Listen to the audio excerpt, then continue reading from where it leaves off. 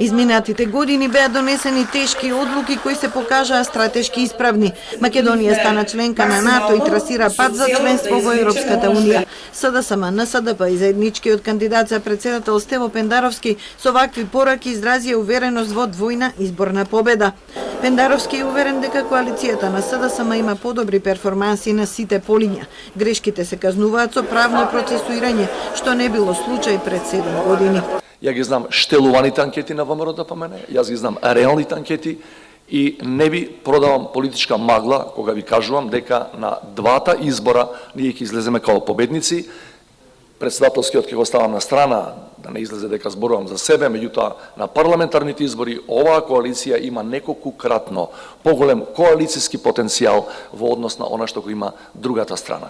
Така што победата ќе биде на наша страна, слично како 2016-17, кога сите политички партии, да ги наречам пежоративно помали, доаѓа и на етничките заедници, доаѓаа кај нас, а не одеа кај Никола Гуриевски затоа што знаеа каква политика води.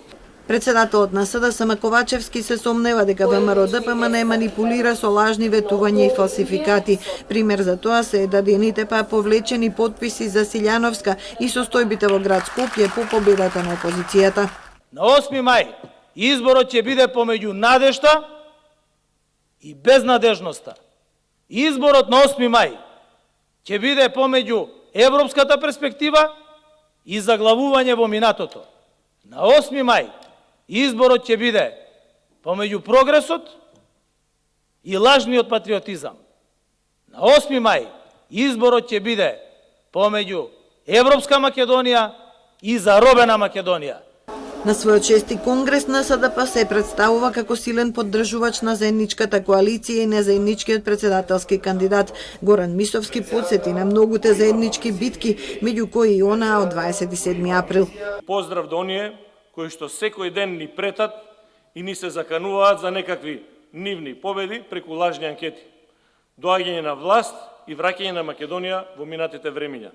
На владењето преку 3 П, пендрак, пари и пропаганда. Е тешко тоа, другари.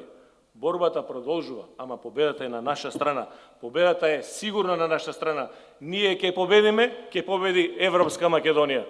Синоќа на Конгресот на СДСМ беа представени кандидатските листи за пратеници. Партијата уверува дека има издржан план за иднината, кој предвидува завршување на преговорите со ЕУ до 2028 и членство до 2030 година.